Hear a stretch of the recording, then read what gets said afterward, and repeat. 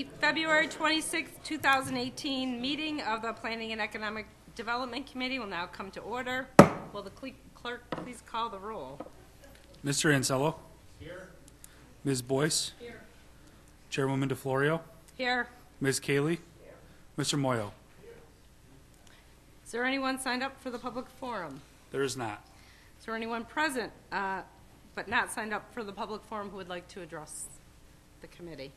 Seeing none, the next item is a presentation. By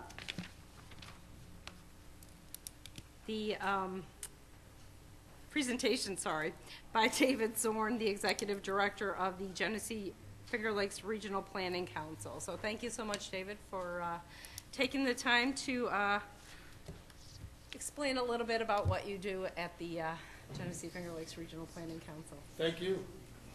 And thanks for the time. I am circulating some handouts, which some folks may have gotten, but I just want to make sure that everybody sees that. Certainly it has all the contact information, so if you have any questions that I don't answer today, feel free to contact me.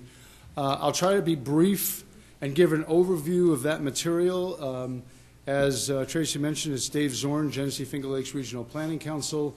The Genesee Finger Lakes Regional Planning Council was established over 40 years ago, 1977, by a joint resolution of the 9 counties. We cover the same 9 counties that are covered with the Finger Lakes Empire State Development region. So it's the same Finger Lakes region: Genesee, Livingston, Monroe, Ontario, Orleans, Seneca, Wayne, Wyoming, and Yates counties.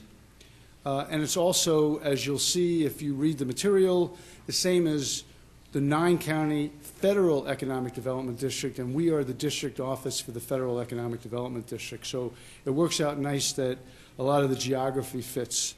I'll quickly read the mission statement because that's key to what we do. We identify, define, and inform our member counties of issues and opportunities critical to the physical, economic, and social health of the region.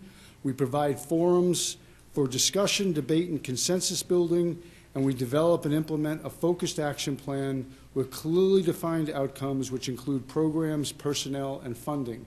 So essentially, we, in our expertise categories, you could say, which we can talk about in a minute, we help the counties and municipalities define the issues, the needs of the counties and municipalities, and then we help to go to work to solve those problems, either through staff and expertise in our office, or many times we're in a position to help get funding from the state and the federal level. So given that, we find, as I'm sure many of you do, that there's just efficiencies and effectiveness of working regionally, multi-county, multi-municipally. So our primary program components, therefore, include local, regional, and water resources planning. That's a general planning category. Our regional economic development planning, which, as I talked about, centers around the fact that we're the district office for the Federal Economic Development District, and our data technology and resource center. So in your third handout, you have those sections broken out as far as accomplishments and what we provide to Monroe County. So I won't go through that in any great detail, but I do want to make a couple of highlights because a lot is going on right now in some of those areas. So in the economic development area, we develop, because we are a federal economic development district, we develop and implement what's called a comprehensive economic development strategy, which is done now every 5 years, and then we go after federal funding for some of those priority items. In the last 5 years, that's produced about $5.6 million to Monroe County through various programs that were high priorities in need of funding that the feds were funding at a 50-50 rate. We also have 2 loan funds available to us. One is our regional revolving loan fund that we got capitalized from the feds. That's for non-retail, for service sector and manufacturing. And then we oversee what's called the Growing the Ag Industry Now, or the GAIN Ag and Food Fund, which is a $3 million loan fund, low interest for ag and food production in the region. And of course, as we all know, this region is the breadbasket of New York State. We're serving right now as a one-stop operator for a couple of workforce investment boards, including the Monroe County Workforce Investment Board, or Rochester Works, under our economic development umbrella. In the water resources, regional and local and water resources program category, I do want to point out that we did do the Black and Walker Creek watershed management plans. We do a whole lot of stormwater and floodplain work, including assisting Monroe County on the Monroe County Stormwater Master Plan. We do a lot of flood and hazard mitigation planning. We work with Grease Palmer and the Village of Hilton on a Flood Smart Communities program, CRS demonstration project, or community scoring project for flooding for Parma. And we're now working on an implementation program of that, which is Model Intermunicipal Floodplain Overlay District Local Law. In our Data Technology and Resource Center, we are a New York State data center and a U.S. Census Bureau affiliate, so we do an annual accounting of building permits by municipality, and we trend that. We do every 10 years a regional atlas. We do every 10 years population projections by county and municipalities. We do school district enrollment projections for those school districts that come to us. And right now we're in the middle of a huge project, which is the local update of census addresses project, which your short form comes to you based on the Census Master Address File. The Census Master Address File can be updated and revised every 10 years, and we're doing that for all 9 counties in the region, updating and revising the Master Address File so that we get as close to 100% participation in the 2020 census as absolutely possible. We did that back 10 years ago, and we were a very high participating region for the census come the decennial census, which is April of the even year. So in April of 2020, those short forms go out, and the more that come back, the better the census is, we feel, and the more people are counted. New York State could use to count a few more people. And then additional services, I will talk about a couple major ones. Right now we have the Clean Energy Community Program, and we're doing that on behalf of NYSERDA for the 9-county region. I'm thankful that a bunch of municipalities in Monroe County have taken advantage of that, to the tune of $850,000 so far that have gone or are in the process of going to Monroe County municipalities based on becoming a designated clean energy community. This is the 21st year. We'll be doing the regional local government workshop twice a year.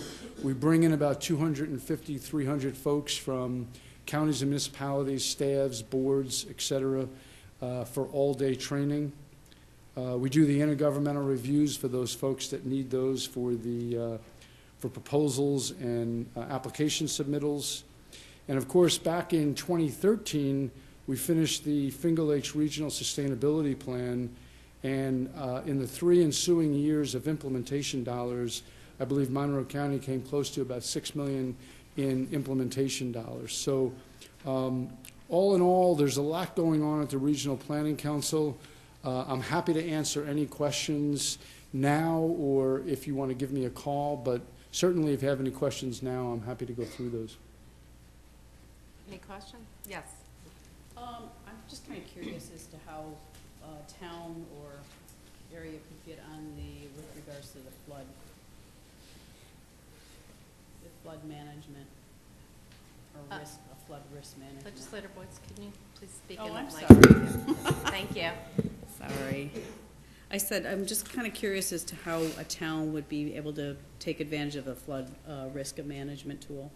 If you want to have, give me a call. Okay. We have a certified flood person in our office. Okay. And they can assist at least in getting a town going with what that would require, or maybe what we're trying to do is get a bunch of towns together and do things together, as we did the Flood Smart Plan with 3 municipalities. It was just more efficient that way. But if you give me a call or drop me an email, I can set up something with our flood person.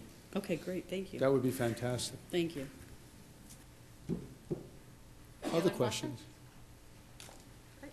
Well, thank you so much. Thank you. Appreciate you being here and giving us your time. Appreciate it. Okay, thank you. So, the next item is the approval of the minutes. You have the January 22nd, 2018 minutes before you. They will stand approved unless the clerk is notified of any changes by the end of the day. Next item up is new business. Mr. Clerk. Referral 18-0060. Moved by legislator Boyce, seconded by legislator Ansello. Are there any questions?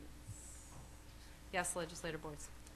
Yes, through the chair, if you could, somebody explain what is a blanket bond and what does it do for us? Through the chair, this is a requirement under general municipal law to allow the transfer of funds between Monroe County and the Regional Planning Council. Okay, great, thank you. Any other questions? Seeing none, all those in favor, please signify by saying aye. Aye. Second, item carries. Next item. Referral 18-0061. Authorize.